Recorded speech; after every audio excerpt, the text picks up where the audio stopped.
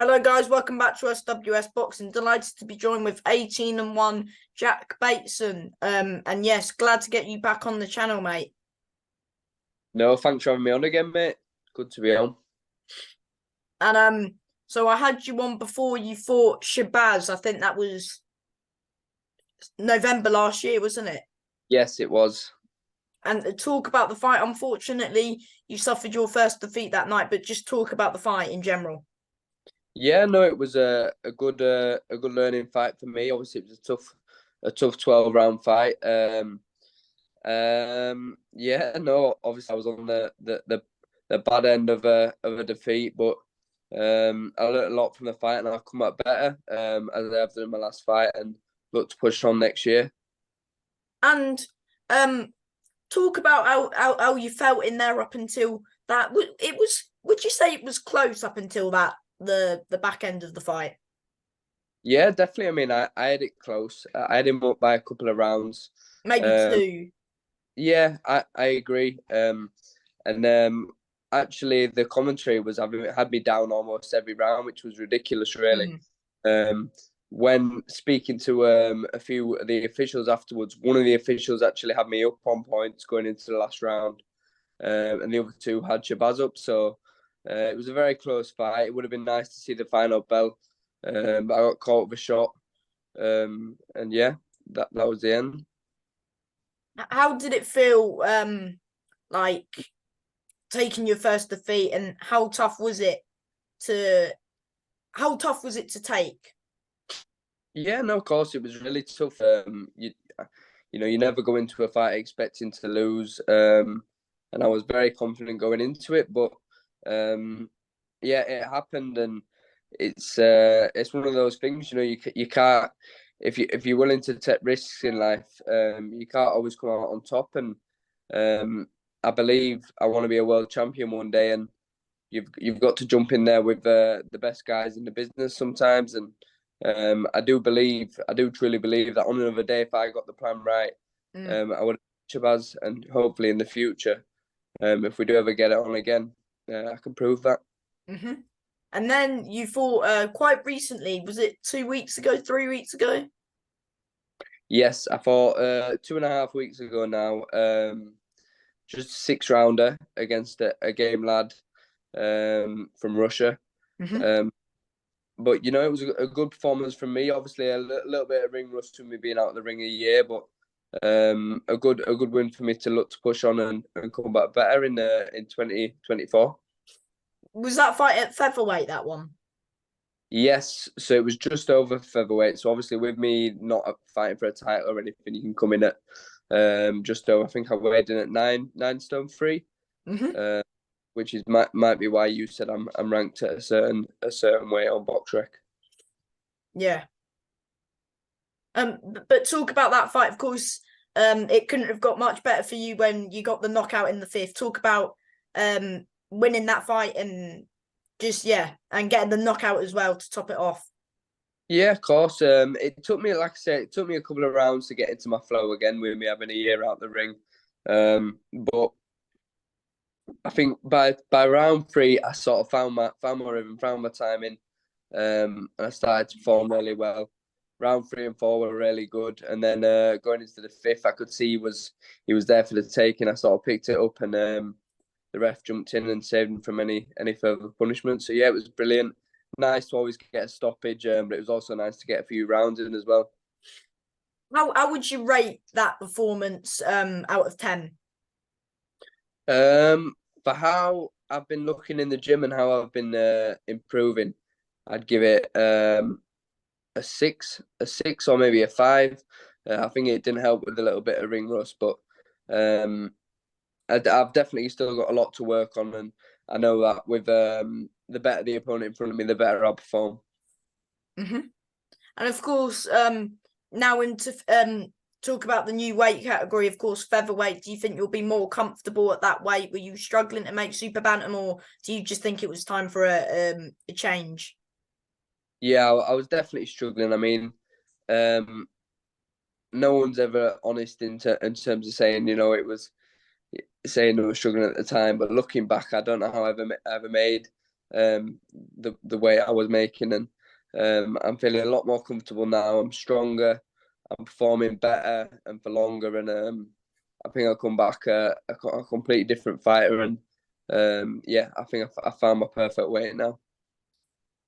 What do you make of like the domestic scene at featherweight? Of course, you've got Zach Miller, Nathaniel Collins, Reese Edwards, Masood Abdullah, James Beach Jr. What do you make of the featherweights domestically? Yeah, I think it's another good weight division. You know, super bantamweight packed with great fighters, and featherweight too. So it's none of these divisions are easy, especially when you want to be British champion and beyond. It's never going to be easy. So I think no matter what weight division you're in, there's always going to be good fighters out there, and especially at the minute in Britain, there's some amazing fighters out there, and uh, it's my point to prove now that I'm up there with the best of them. hmm So of course you're looking on to next year. What month could we expect to see you back out in the ring? March, February time, or? Yeah, so after speaking with my management and my team, I'm looking to be out early in March. I think we're saying the first week in March. hmm Um, nothing cemented yet, but that's the plan. And I'm looking for a busy year next year. Obviously, we may be only having the one fight this year. I want to be back fighting for titles, and yeah, a busy year, like I say, and hopefully this time next year, or should I say, definitely, I want to have a title or two around my waist. hmm Whether that's would you go for the English, British, or just see what belts are there? Yeah, I think it depends on my team really. You know, if they say we're going for this belt, me as a fighter, I've just got to fight whether they say for whatever it may be. But me personally, I want titles now, and I think now I've had a taste of titles in the past. That's all I want. Because you've had titles before. I'm sure because you've had the English, you've had I think WBA. You just want Yeah. to add on to your collection, don't you? Yeah, for sure. You know, I've got them two on the mantelpiece, and it's always nice to look back and see what you've achieved. But you know, I want more, and I want the likes of the British title, because you know they mean a lot in the sport, and like I say, eventually I want to be a world champion, but you've got to pick up many along the way, and that's what I plan on doing. hmm Of course, Nathaniel Collins has currently got the British at featherweight. What do you make of him? Of course, he's coming off a win over Zach Miller and Ramza Hamza and James Beach. Yeah, no, I think he's a good fighter. I think he's a very good fighter, but it's someone I feel very comfortable in fighting for sure. And if that fight came in the next 12 months or whatever it may be, I'd be more than confident in taking the fight and winning it. But yeah, like I say, he's a good fighter, but there is a lot of good fighters out there at my weight. And Do you keep an eye oh, on when like you see those fights getting announced? Of course, Masood Abdullah as well. Do you like look at their fights, of course, because they're potential fights for you? yeah, definitely, because like you said, they are potential fights and they could be my next opponent. So I do like to have a little look and keep an eye on them. hmm What do you make of the world's scene? Of course, Josh Warrington fought Lee Wood. What was your thoughts on that fight? Um, I thought Josh was actually winning the fight, Hmm. but like game changing power, and you know he caught Josh with a great punch, and he managed to get the ending that he was looking for. I think Josh he's wasn't looking. happy with the stoppage. Do you think it was an early stoppage? I think there was arguments in both corners. I think Josh, me personally, I think he could have been given the minute to see where he was at, and you know when he came back out, have a look at him then. But I think he deserved to take the minute and then possibly recover. Because he was 100% up on the scorecard. He was, yeah, definitely. I'd be surprised if he wasn't. Do you think those two will rematch or? I think it's quite likely. Yes, I think they're both big draws in terms of ticket sales. I know Lee Wood's moving up to featherweight now, but I think Oh yeah. it could be a big sell at one of the stadiums in the UK. Or like Ellen Road or the City Ground. 100%. If it was at Ellen Road, would you want to jump on the undercard? 100%, yeah. You know, wherever it is, I'd love to jump on the undercard. I've been on a few of Josh's undercards in the past, but that fight in particular, I would love to take part in. So would you say the best stadium you've boxed that's the rugby stadium when Josh fought Lara? No, I would say would definitely be Ellen Road. Obviously the Leeds United football ground. Oh yeah. Always been a dream of mine. It was when Josh fought Lee Selby. Who did you fight that night? I fought a Nicaraguan. It was only about my fifth or sixth fight. Was it Uh, Morena? and no, it wasn't. I don't think I fought him. It, I'll have a quick look. Hang on. it was a kid called Hernandez. I think it was.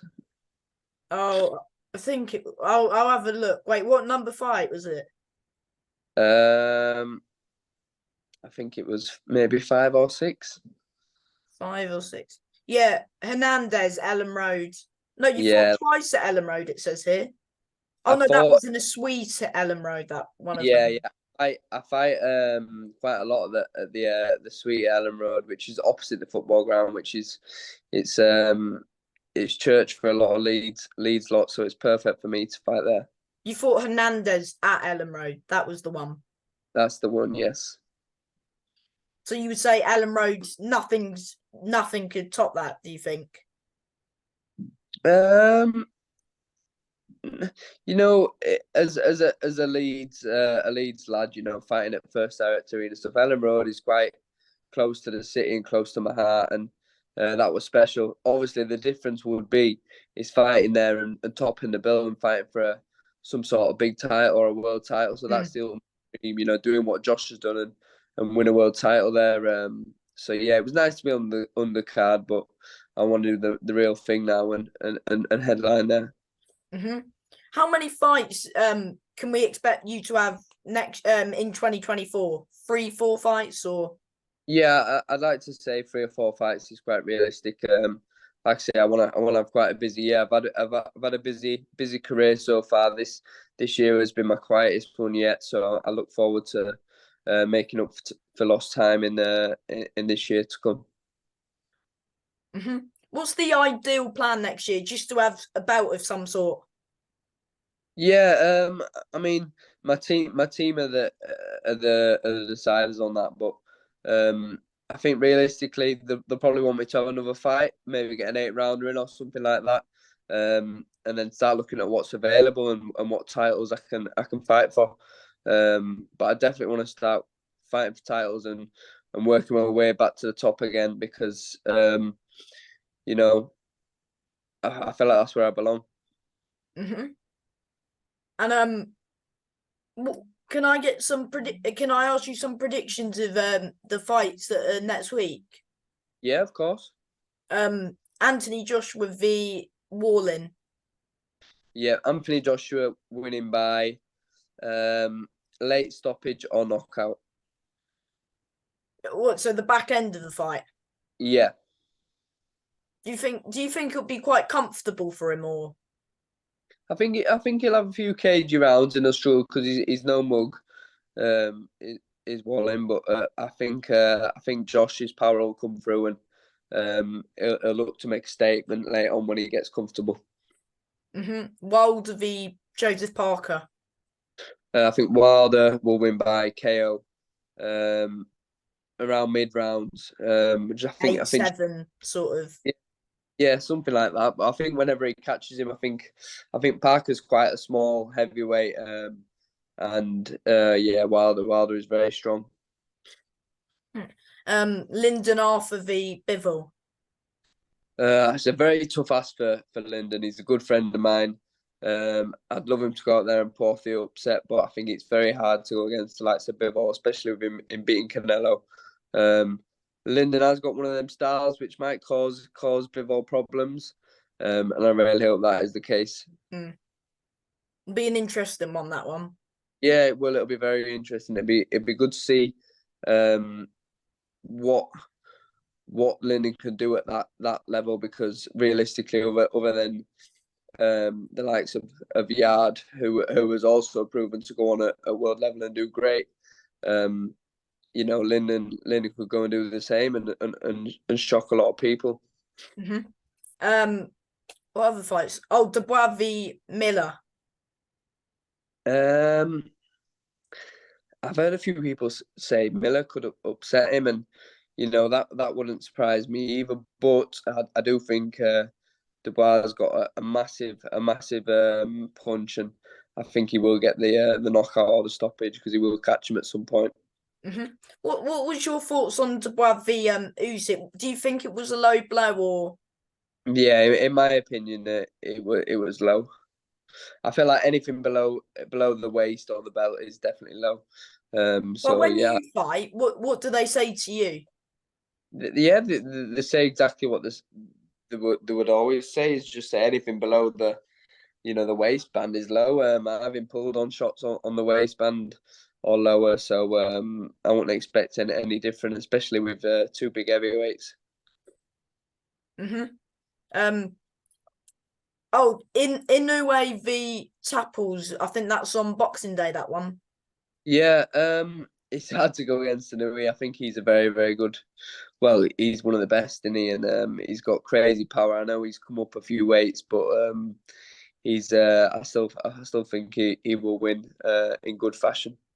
The thing is, if he wins, I don't know what else he can prove at that weight. You may as well just try go up another weight to featherweight and just see how he does.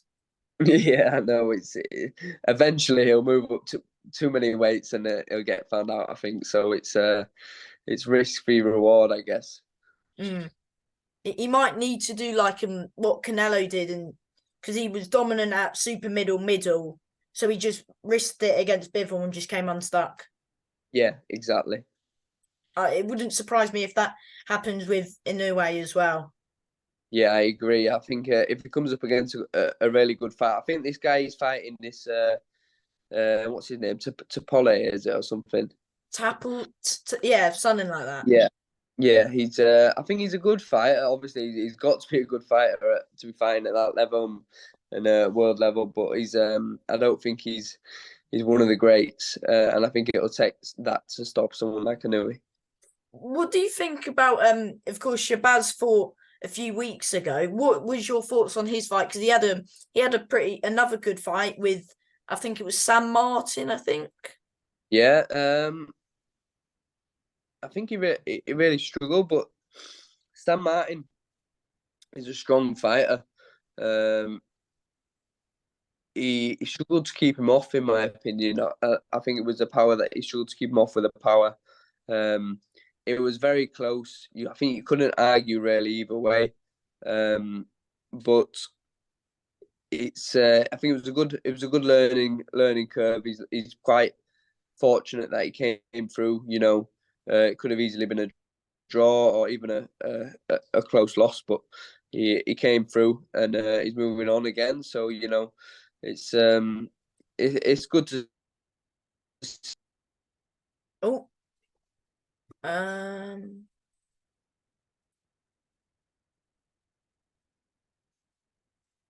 we we've lost connection to Jack. We lost connection, guys, but we're back, and yeah. So we were talking about Shabazz and Sam Martin, and you were saying he's got through that. And do you think would you like to see him fight Liam Davis? I think that'd be a brilliant fight. I'd love to see that. Ultimately, that was me and Shabazz were fighting in a box off to fight for the British title, which Mm. is what Davis has got. So, him winning that fight, he earned the right to fight Liam Davis, and I'd like to see that fight. It should have already happened. And the So, winner should get the world title shot. with where Liam Davis is at right now, then yeah, 100%. I think it's quite realistic. European and British titles on the line, and what's next? That's world. That weight's doing well, isn't it? Super bantam. It's good little weight. Yeah, like I said, it's a very competitive weight division. As is featherweight. I think them two weight divisions in the lower weight classes are booming with talent at the minute. And Even super fly's doing pretty well as well. yeah, I mean, there's less fighters, but there's some really good fighters, and I'm really looking forward to seeing Sonny Edwards fight this weekend. Oh yeah, V Bam. Who've you got with that one? I think Sonny's got the style to beat him. I really do. If anyone's got the style to beat Bam, I think it's Sonny. So I'm really looking forward to seeing Sonny go out there and hopefully do the business. Hopefully. I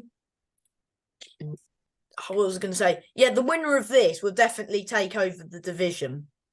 Oh yeah, I mean the obviously it's a unification fight, but I think whoever wins can definitely go on and become undisputed in that weight division.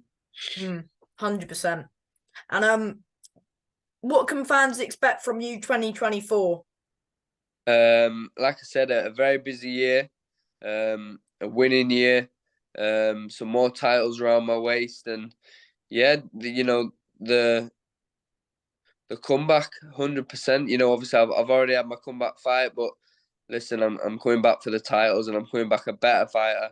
Would you say Jack Bateson 2.0 or 2.0, 100%, 100%. I'm wiser, stronger, fitter. I'm in the perfect weight division for myself, and I'm looking forward to showing that and making an impact on the featherweight division. And before I let you go, do you want to thank whether that's trainers, sponsors, anyone who's just helping you at the minute? Yeah, of course. I want to thank my full team, all my trainers, all my sponsors. Massive thank you to Jason Heselden, Hugh Boyle, and Darren Lung, especially. Everyone from Leeds that supports me through thick and thin. But good night's coming back to Leeds, and I look forward to doing it all with my people behind me. And from me, Jack, thank you for your time and good luck next year. All the best. Thank you very much, mate. Thank you for your time, Jack. Bye. Oh, mate, take care.